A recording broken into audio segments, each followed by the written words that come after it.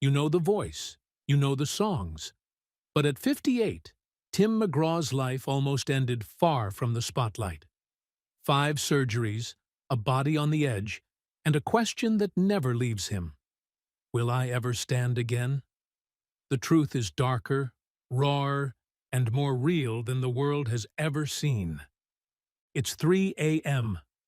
Tim McGraw leans against a hospital railing, gasping, legs shaking, whispering, "Will I ever sing again?" Not the superstar, not the voice that moved millions, but a man on the edge, fighting battles the stage never saw. Born into hardship, abandoned as a boy, nights spent hungry and dreaming in the backseat of a car. This is the story behind the music. 5 surgeries, heartbreak, and sheer will almost ended it all. Ready to see the truth they never told you? Step into the darkness before the light. This is Tim McGraw, raw and unfiltered. The moment everything changed. March 11th, 2018. Dublin, Ireland. The Three arena throbs with anticipation as 13,000 fans press forward, their voices already hoarse from singing along to every word. Tim McGraw is 51 years old, and tonight, like the 250 nights before it this year, he's giving everything he has. But something's wrong. Backstage, 30 minutes before showtime, he grips the edge of a table and tries to steady his breathing. His vision blurs. The room tilts. A production assistant asks if he's okay, and Tim forces a smile. The same smile he's been using to mask pain for decades. "I'm fine," he lies. "Just need a minute." He's not fine. He's severely dehydrated, running on fumes, pushing a body that's been screaming for rest for years. But there are 13,000 people out there who paid to see him, who drove through rain and traffic, who need this night to mean something. So he walks toward the stage, each step requiring more willpower than the last. The lights hit him. The roar rises. And for 90 glorious minutes, Tim McGraw is immortal again. Voice soaring, body moving, giving everything to the people who've given him everything. Then, without warning, his knees buckle.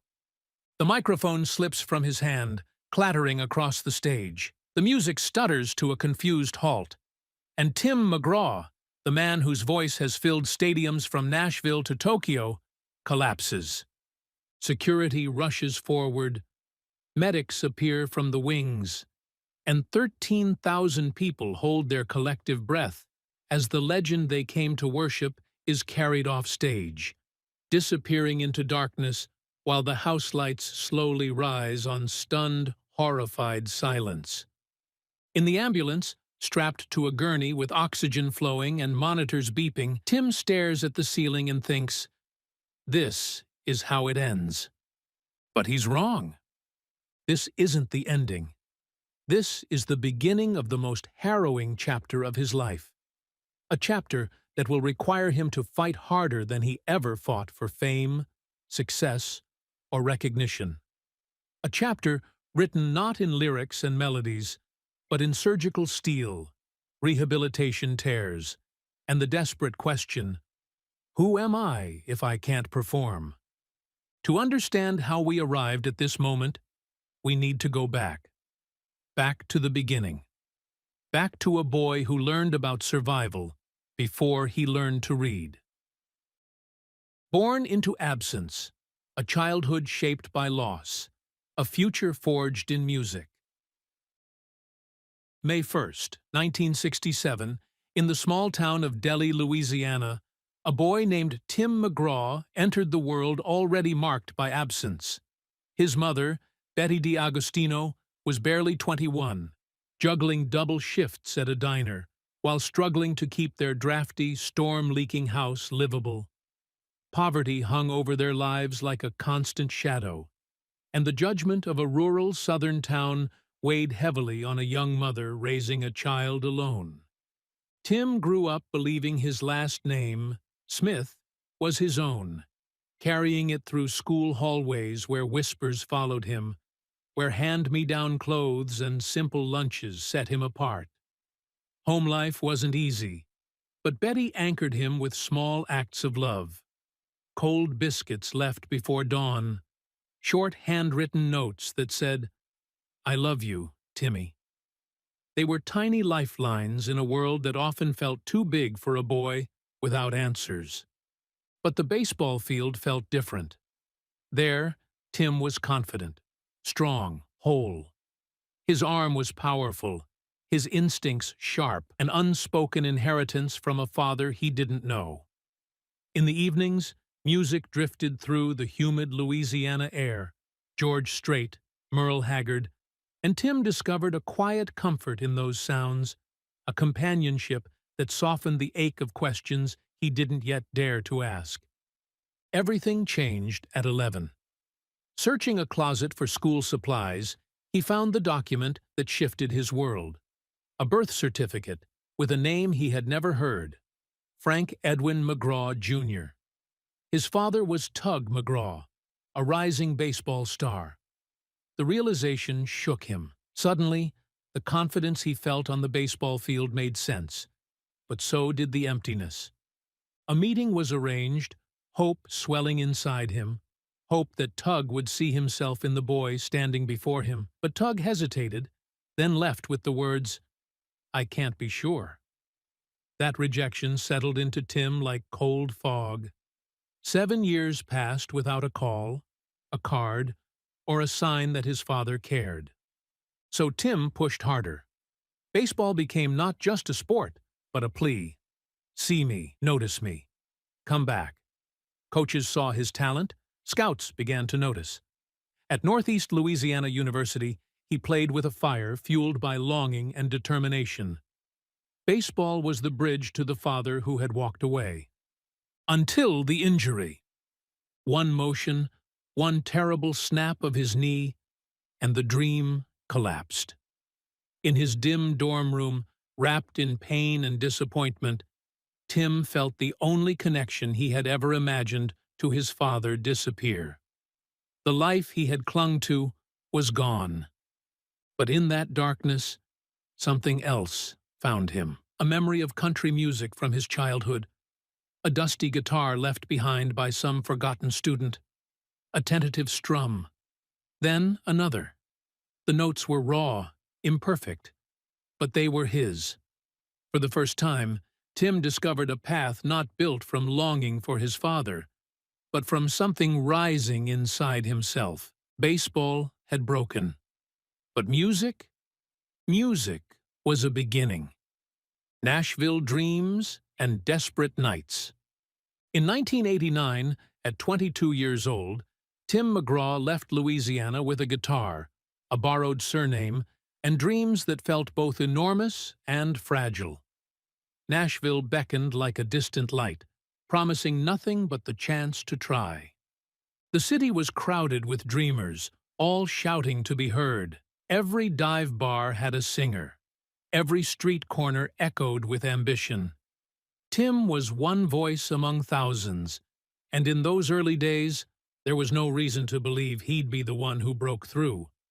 The nights were the hardest, sleeping in his car at rest stops, shivering through cold Tennessee winters, counting coins to afford a single meal. The rejections came constantly. Record labels who listened politely, then showed him the door. Producers who said his voice wasn't distinctive enough. Audiences who talked through his sets. There were nights when the hunger was so intense it kept him awake. Nights when he questioned whether he'd made a catastrophic mistake leaving Louisiana. Nights when the silence in his car felt like the only future he'd ever know. But he didn't quit. Perhaps it was Betty's work ethic flowing through him. The memory of his mother leaving before dawn, day after day, refusing to surrender. Perhaps it was the wound of abandonment that had taught him to survive without support. Whatever the reason, Tim kept singing, kept writing, kept showing up to every audition and open mic night with a determination that bordered on desperation. In 1990, fate intervened in an unexpected way. At a Philadelphia Phillies party, Tug McGraw, who had finally begun rebuilding a relationship with the son he'd once walked away from, played Tim's demo tape for a music executive. The tape found its way to Curb Records, and on October 22, 1990, 23-year-old Tim McGraw signed his first record deal. It should have been a triumph. Instead, it marked the beginning of another grueling battle. His debut album, released in April 1993, barely registered. The singles didn't chart. Radio stations passed him over. Critics dismissed him as unremarkable. For a moment, it seemed his career might end before it truly began. But the boy who had grown up in cramped rooms watching his mother struggle, the boy who had learned to stand tall in the absence of everything he needed, that boy didn't know how to quit. He took every rejection personally, not as defeat, but as fuel. He'd been overlooked before, dismissed before, told he wasn't enough before. But he'd survived every previous rejection, and he would survive these too. If the world refused to listen, he would simply sing louder, deeper, more honestly, until his pain became power, and his voice became impossible to ignore. The breakthrough that changed everything. 1994 arrived like a sunrise after the longest night. After years of doubt, rejection, and near misses, Tim McGraw released Not a Moment Too Soon. The album's title would prove prophetic in ways even he couldn't have anticipated. The lead single, Indian Outlaw, sparked immediate controversy and was censored by numerous stations. But the controversy only amplified his name, pushing him into national conversations and onto radio playlists that had previously ignored him. Then came Don't Take the Girl.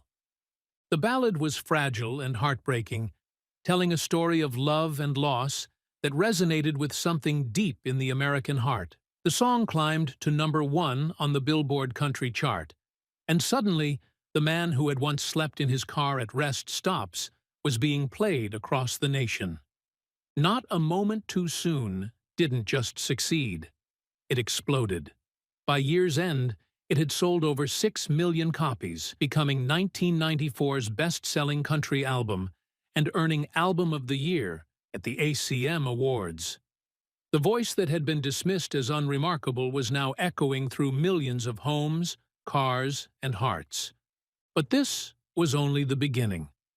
Over the next decade, Tim McGraw released album after album that dominated the charts. He earned 3 Grammys, 14 Academy of Country Music Awards, 11 Country Music Association Awards, and 10 American Music Awards. His tours began filling stadiums. The Soul to Soul tours with Faith Hill would eventually gross over $140 million, proof that the boy from Start, Louisiana, had become one of country music's most powerful forces. Songs like Something Like That captured the bittersweet taste of youth and freedom.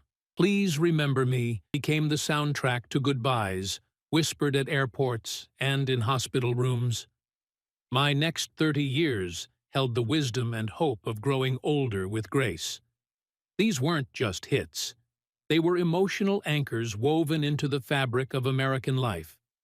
When 50,000 people rose to their feet in stadiums across the country, singing his lyrics back to him like prayers, gray-haired couples stood among them with tears streaming down their faces. Tim wasn't just entertaining them. He was giving voice to their own memories, their own losses, their own persistent hope. The boy who once counted loose change for gas now commanded tours worth nearly $100 million. The voice that once sang to empty dive bars now filled stadiums so vast that the last rows seemed to touch the sky itself. Love, faith, and the woman who saved him.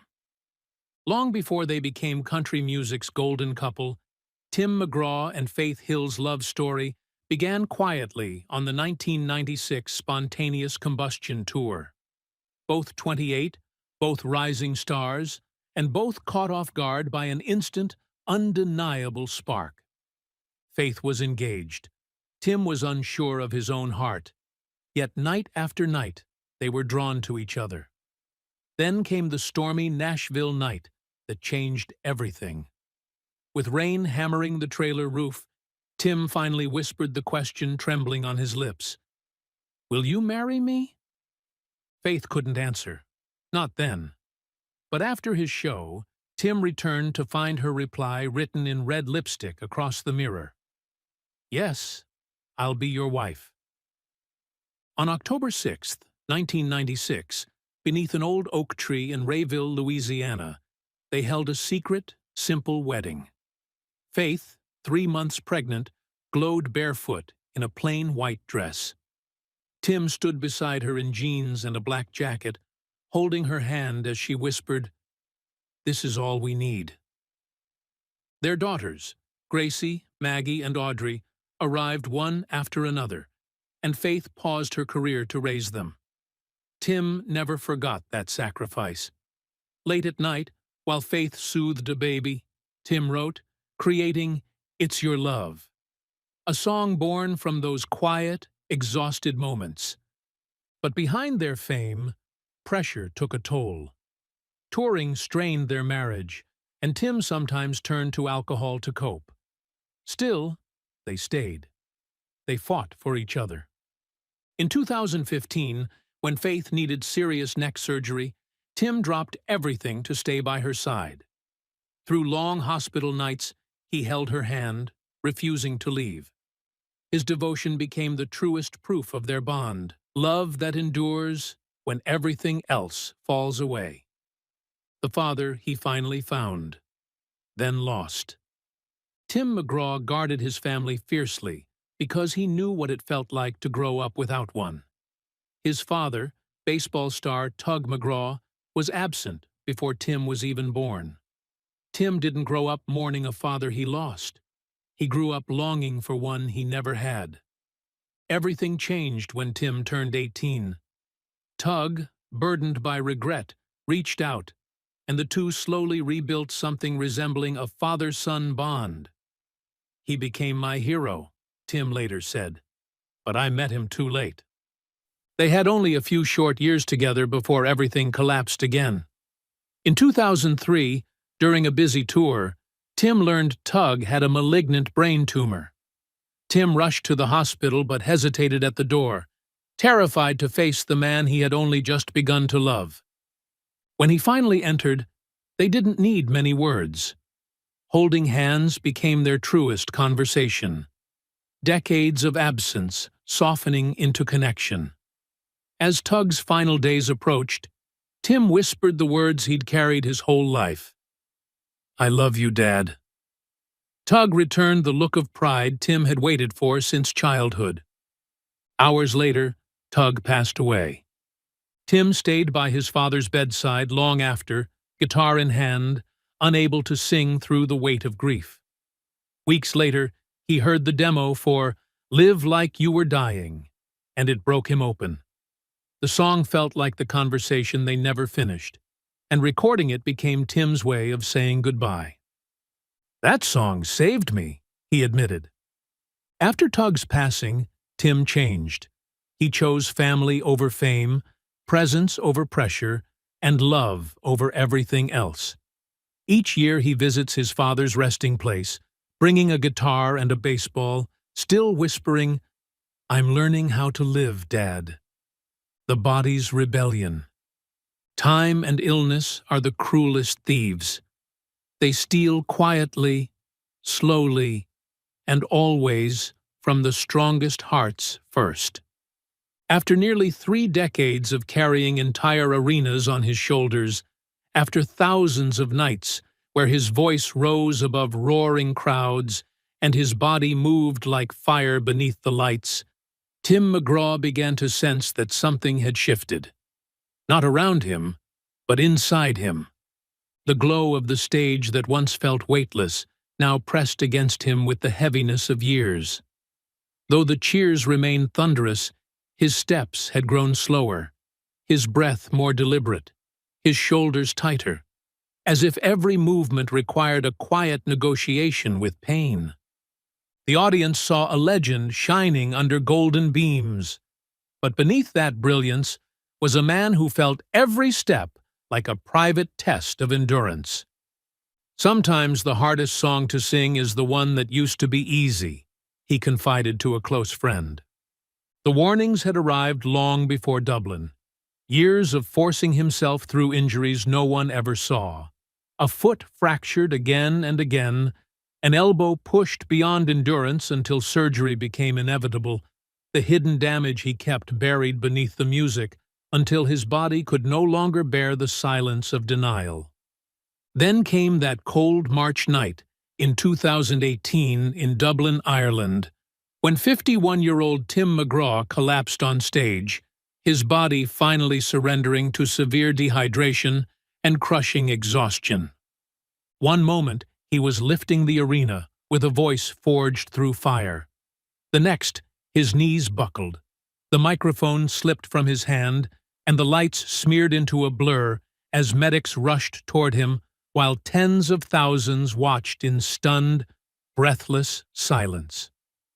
Later that night, alone in a hotel room that suddenly felt too small, too quiet, he sat watching old footage of himself from 1994, sprinting across the stage like lightning, fearless, unstoppable. Watching that young man felt like watching a ghost his hands could no longer reach. "Where did he go?" he whispered into the dim. But Dublin was only the beginning of the storm. From 2020 to 2024, the quiet ache hardened into crisis. 3 back surgeries to repair years of accumulated damage, followed by a double knee replacement that left him learning to stand all over again, learning to walk with cautious steps, learning to trust a body stitched, braced, swollen, and no longer obedient. The man who once leapt across stages now clutched railings to steady himself in hospital corridors, lit only by humming machines and the pale glow of midnight monitors.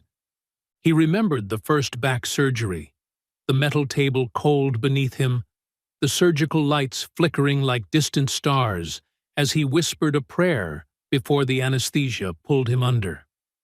When he woke, the pain in his spine roared through him like something ancient and merciless.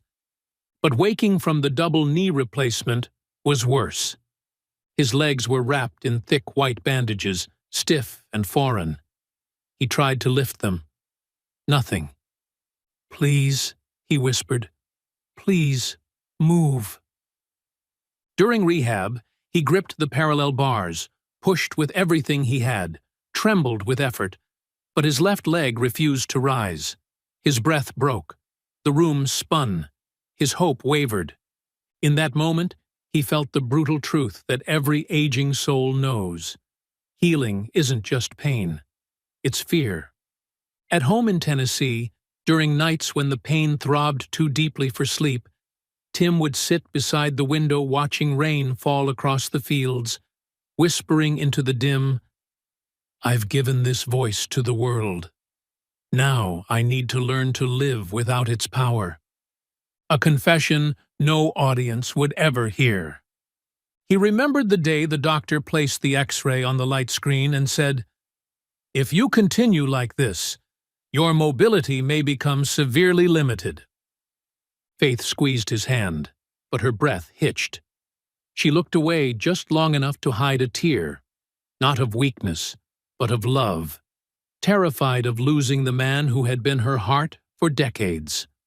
The long road to healing. Through every tremble of doubt, Faith Hill remained his anchor. Steady, unwavering, gentle in the way only someone who has walked beside you through decades of storms can be. They practiced yoga together, walked the fields each morning, ate simple meals meant more to heal than to fill.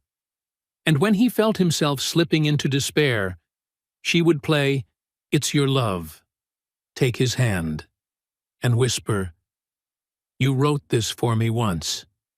Maybe it's time to sing it for yourself. There were sunsets in Franklin where they spoke no words at all, just sat with fingers intertwined, the same hands that had held through 25 years of triumphs, heartbreaks, surgeries, collapses, and rebirths. Slowly, impossibly, Tim began to heal. Not just physically, but spiritually. He learned that health isn't just strength, it's peace. He discovered that slowing down isn't surrender, it's wisdom. He found that the truest power isn't performing for 50,000 people, but being fully present for the 5 people who matter most. Now, at 58, Tim McGraw moves through his days with a grounded rhythm that's both humble and profound. He begins each morning on the porch with a warm cup of coffee as the first light drapes itself softly over the Tennessee hills. He takes slow walks along stone-lined paths. He meditates in the stillness that once frightened him. He writes music, not for charts or radio, but for healing. He reads. He breathes. He trains not for performance, but for life. I've learned that health isn't just strength, he shared recently. It's peace. He no longer chases the heights he once conquered. He chases clarity, presence, and the gentle miracle of still being alive. When he returns to small stages now, the lights don't reveal a superstar. They reveal a survivor, a man whose voice now carries the echo of hospital rooms, sleepless nights, trembling steps, and the quiet triumph of rising again after nearly losing everything. The legacy of a survivor. At 58 years old, Tim McGraw stands not merely as a legend, but as a living testament to perseverance, quiet resilience, and the enduring grace that has carried him through every storm. His net worth, estimated between $200 and $210 million, reflects the scale of his accomplishments. Yet even that pales beside the immeasurable legacy of the lives his music has touched. The hearts he's held through long nights, the loneliness he's softened, the hope he's strengthened in moments of doubt. Just 25 miles from Nashville, Tim McGraw's Franklin estate stands as a quiet retreat. A 3,300-square-foot Greek Revival home dating back to 1850, where morning light spills over tall white columns and a wide porch overlooking rolling green hills. Inside, the original wooden floors creak under careful steps, carrying echoes of laughter, shared meals, and the kinds of simple, tender moments that outshine any trophy. But Franklin is only half the story. Far from Tennessee's fields lies l'Île d'Ange, Island of Angels, their private refuge in the Exumas, Bahamas. Here, mornings begin with Tim walking barefoot across warm sand, coffee in hand, while Faith sits on the wooden veranda writing in her journal as the sea brushes the shore like a whispered prayer. The island isn't a symbol of abundance. It's a place of healing, where love recalibrates, where silence mends the spirit, and where 2 people who weathered storms together finally found stillness. Family remains the unwavering heartbeat of his life. At its center stands Faith Hill, his partner in love, art, and devotion, who turns ordinary mornings into scenes of quiet beauty. Their daughters, Gracie, Maggie, and Audrey, carry forward the values of kindness, resilience, and the joy of music. Piano duets echo through the house. Walks across dew-kissed hills create memories etched in gold.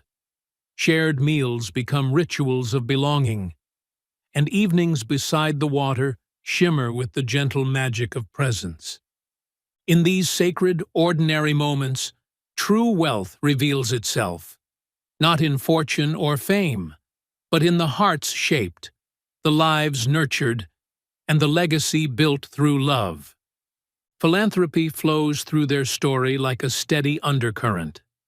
Faith's literacy project delivered 35,000 books to 40 cities. After Hurricane Katrina, they personally delivered aid and later founded the Neighbors Keeper Fund. Nashville Rising, created after the Tennessee floods, raised $2 million for rebuilding efforts. These acts aren't grand gestures meant for headlines. They're quiet, steadfast commitments born from a belief that greatness lies not in applause, but in compassion. So what can we learn from Tim McGraw's journey? That the strongest voices often emerge from the deepest silence. That the boy who grew up with hunger, absence, and pain can become a man who gives everything that truly matters: love, presence, and hope. That true strength isn't performing for thousands, but having the courage to stop, heal, and keep moving forward. Legacy isn't measured in stadiums, awards, or fame. It's measured in the lives touched by a song, the hearts lifted by honesty, and the quiet moments where love and resilience shine. Tim McGraw's story proves that even when life breaks you, it can rebuild you, stronger, wiser, and ready to stand tall again. If this story moved you, inspired you, or reminded you that strength comes from resilience, make sure to like this video, share it with someone who needs to hear it, and subscribe for more incredible stories that go beyond the spotlight. Watch as his daughters build their own lives.